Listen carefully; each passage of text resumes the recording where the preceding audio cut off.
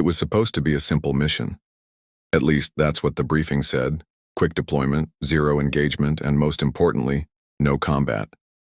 The human, a newly assigned medic named Alex Carter, was just there to patch up scrapes and keep the squad breathing. That's it. No gunfights, no heroics, just gauze, shots, and the occasional morale-boosting pep talk. So when the evac shuttle touched down, and the dust cleared to reveal Alex standing over a pile of enemy bodies, his uniform soaked in blood that definitely wasn't his own, every soul on board froze. Even the battle-hardened captain was too stunned to speak. No one moved. The silence was thick, disturbed only by the distant rumble of the storm rolling across the horizon. Alex didn't look hurt. His posture was steady, his hands relaxed.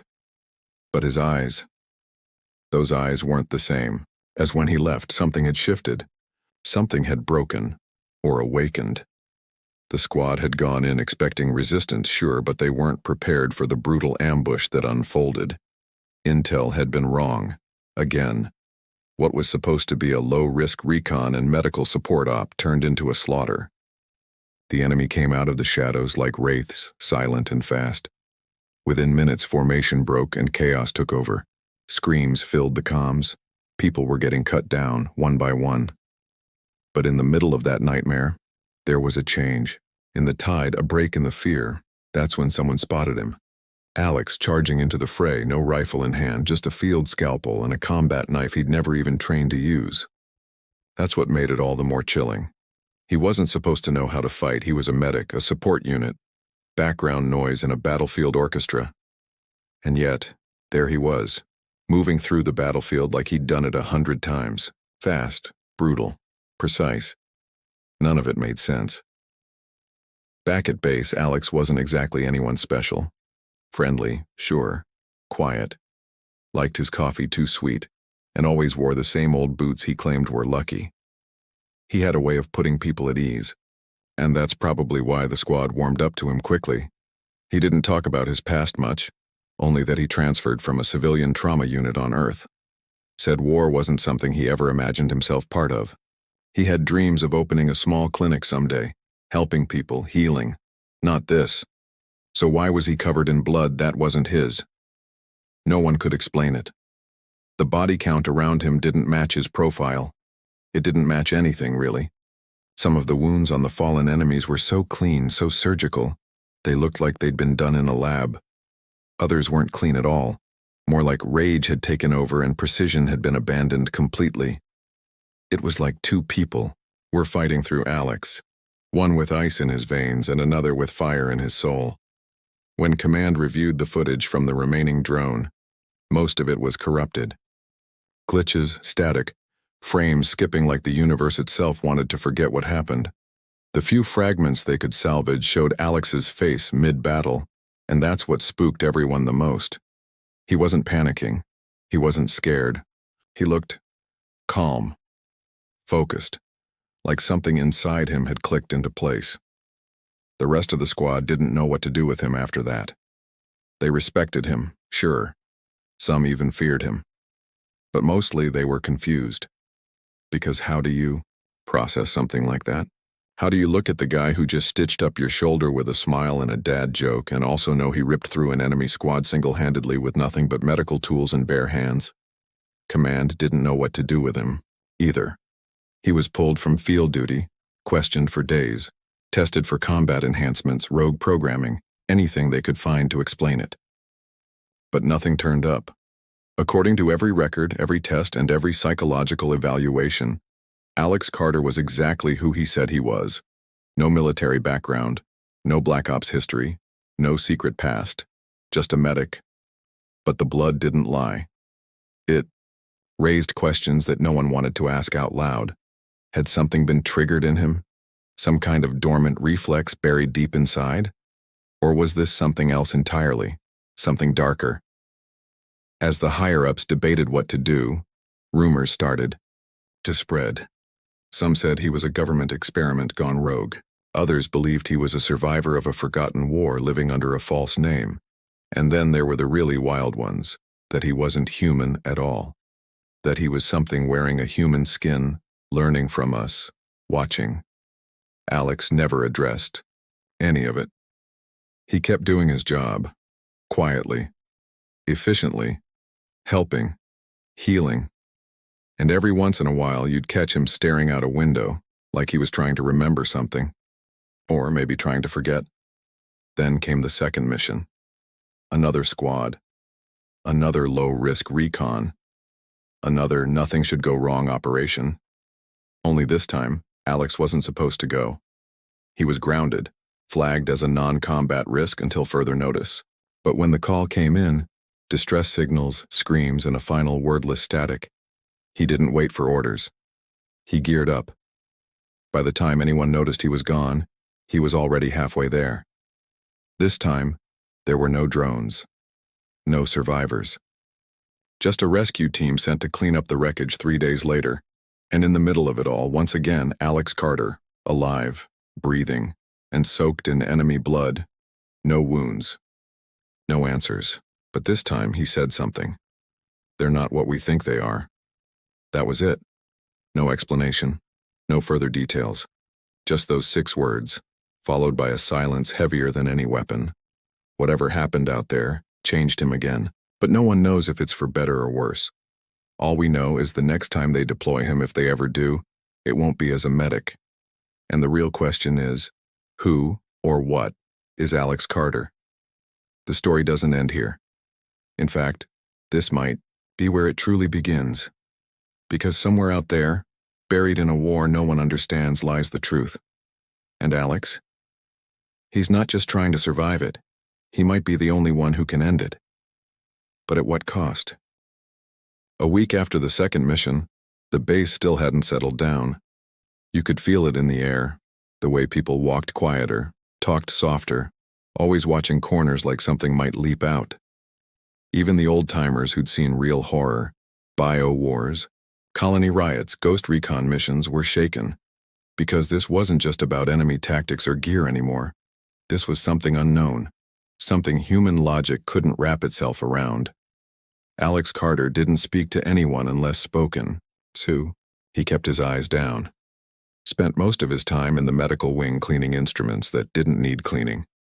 Sometimes he'd sit in the dark, fingers tapping against the metal table like he was trying to remember a rhythm from another life.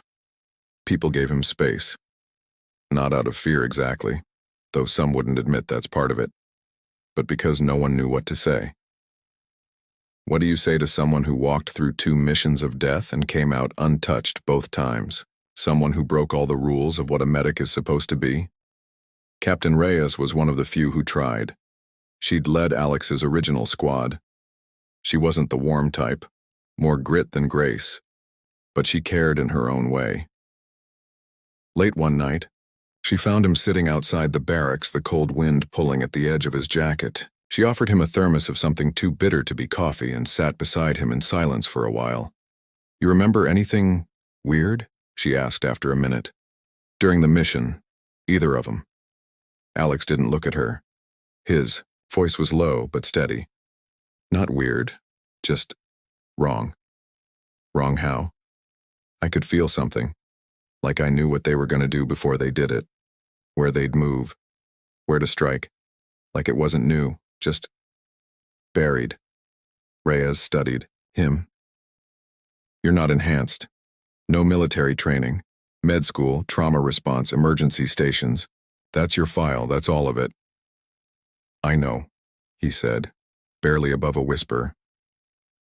"But it feels like I've done this before." The captain didn't push further. She didn't need to, because in that moment, she realized something had cracked open in him, and whatever was behind it hadn't fully stepped out yet. By the next morning, whispers turned into theories. Word spread that Alex had received an encrypted message before both missions. No one had proof, of course, just shadows of logs that had been wiped too clean, too fast. But it was enough. And suddenly, people started wondering if maybe he wasn't just reacting to chaos, maybe he was being pulled toward it. Then there was the enemy, or what command still insisted on calling hostile entities of unknown origin. They didn't act like any known force. No insignias, no language anyone could translate. But what disturbed everyone the most was how they moved. unnatural. Too fast. Like their bodies didn't follow the same physics. And when you looked at them, if you managed to see one close before it tore through your squad, you'd swear something was off. Not just biologically, but like they didn't belong here. Like reality was bending to make room for them. What was worse, Alex had never been seen killing one with a weapon designed to kill. Only improvised tools, a blade, a needle, his hands. And yet when he struck them, they bled. They fell. But when other soldiers fired at them, rounds passed through like mist or shattered on impact like they were hitting something not entirely solid. And then came the reports. A corporal in Sector 9 claimed he saw Alex standing over one of the creatures not dead, but twitching like it was trying to speak. Said Alex leaned in, listened for a few seconds, and then whispered something back. The corporal couldn't hear what. Said it wasn't in any language he recognized. Then Alex stood up, drove a scalpel into the creature's chest, and walked away. The report was buried before it reached official channels. The corporal was reassigned to a logistics outpost so far off-grid it didn't even have a name. Standard protocol when someone gets too close to something they're not meant to understand. But that didn't stop people from talking. Some started calling Alex Ghost Surgeon. Others joked he must have made a deal with something dark out in the stars. But the jokes didn't land well. Not anymore. Not after people started dreaming about him. Soldiers who'd never spoken to him, waking up in cold sweats, saying they saw Alex in their dreams, walking through fire, surrounded by those same creatures. Only in the dreams they didn't attack him. They followed him. Command tried to keep things under wraps. Psychological evaluations, controlled briefings, a public-facing statement that the missions were unfortunate but isolated incidents. Just tactical anomalies, but it wasn't just the missions. Electronic systems started glitching when Alex walked past them. Medbay monitors would spike for no reason when he entered the room. One technician swore she saw Alex's vitals drop to 0 for 5 seconds while he slept, and then spike back like nothing happened. No alarms triggered, no explanation. And maybe none of that would matter, just static, noise in a system already stretched thin, if not for what happened next. 3. Nights after the second mission, Alex vanished from the base, no breach alarms, no security footage. He was there during lights out, and gone by morning, except for one thing. Left behind in his bunk was a sheet of paper, not printed, not typed, but handwritten, in ink. Which was strange enough, since no one really used ink anymore. The writing was shaky, uneven, like whoever wrote it was rushing, or losing control. There were only a few words. They're coming for the rest of us, but they won't touch me. I remember now. No one knows what he meant. No one's sure if it was his handwriting. Some claimed it wasn't even ink at all, but blood, dried and dark. The base locked down within the hour. Now, somewhere out there, Alex Carter is running, or hunting. Maybe both. Command won't say what they're doing to find him, or if they even want to. There's talk of quiet shutdowns, sealed files, remote stations going dark. And through all of it, one question keeps echoing louder with each passing day. Was Alex turned into something, or was he always this way? No one knows. And maybe no. One's ready to find out, because whatever he is now, he's not done yet. They found him exactly 19 days after he disappeared. Deep in the frostline zones of Sector 3, where the ground stays frozen and the wind howls like it remembers something. Recon drones had picked up a weak distress beacon. Old model, pre-war, tech. No one was supposed to be out there, but they sent a small team anyway. No heavy weapons, just eyes. Quiet steps. Orders were clear. Observe, report, do not engage. They found Alex standing alone in the middle of an abandoned mining facility. Snow falling around him, untouched. He wasn't armed. He wasn't hiding. He just stood there like he'd been waiting. When the squad approached, no one said a word, not at first. It was Lieutenant Jenna Marr who finally stepped forward and asked the question they'd all been carrying like a weight. "Why?" she said.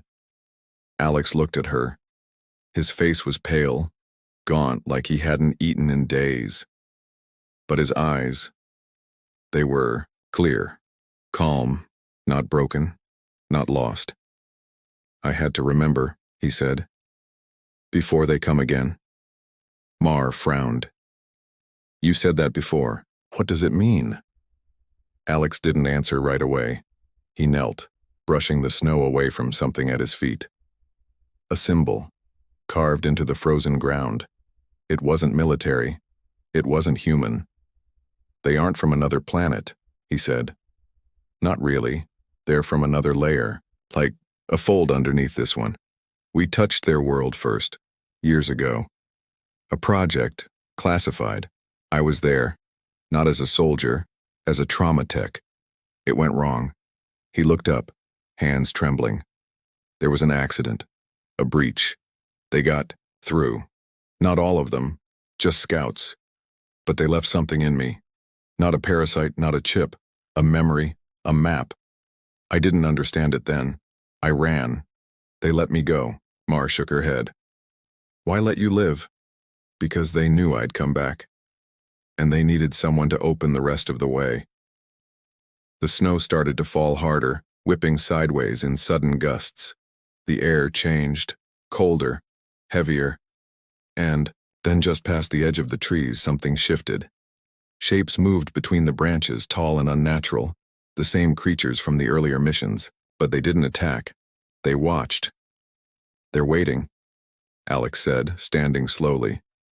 "But I'm not opening anything, not anymore." He held up a small device, something rigged from parts of an old comms unit and a surgical scanner. One button, one red light blinking steady. "This pulse will burn out the residual bridge points, shut them out for good. But it only works if I'm here at the anchor. Then we pull you out." Mar said quickly. "We call in a bird, and we bring you home." Alex smiled, soft and tired. "There's no home left for me.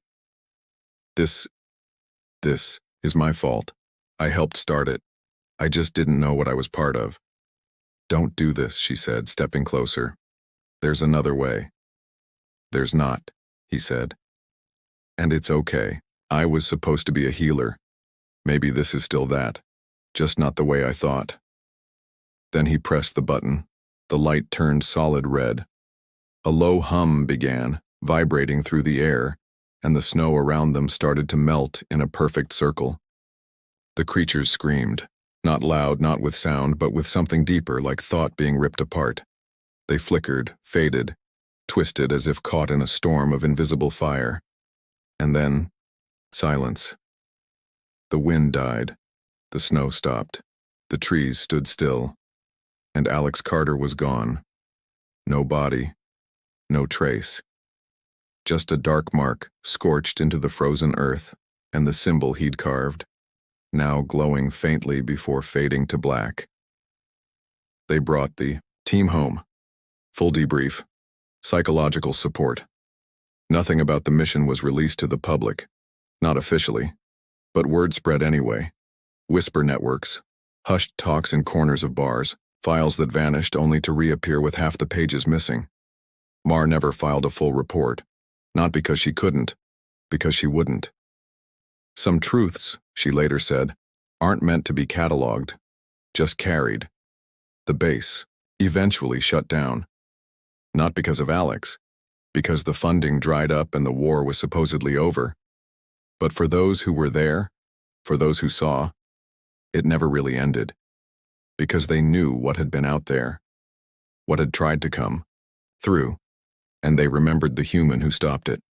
Alex Carter became a story after that. A myth. The medic who fought like a warrior and died like a guardian. Some said he ascended, became something else entirely. Others said he was still out there between folds of space, keeping the breach sealed. But those who knew him best remembered something simpler. A guy who liked his coffee sweet, who told terrible jokes while stitching wounds, who never wanted to fight but did. Because no one else could. He was supposed to be a healer, and in the end, he was. Not with scalpels, not with meds, but with sacrifice. Sometimes the ones who are meant to save lives end up saving the world, and maybe that's enough. The signal he triggered never activated again. The creatures never returned. The frost line stayed quiet. And for all the mystery, all the fear, all the questions that never found answers, one truth remained. The medic didn't run. He remembered. He stood. And he chose to protect. Even when no one asked him to. Even when no one else understood. Because that's what humans do when it matters most. Even when the world forgets. Even when the blood never washes off. They keep going. They choose to heal. No matter the cost.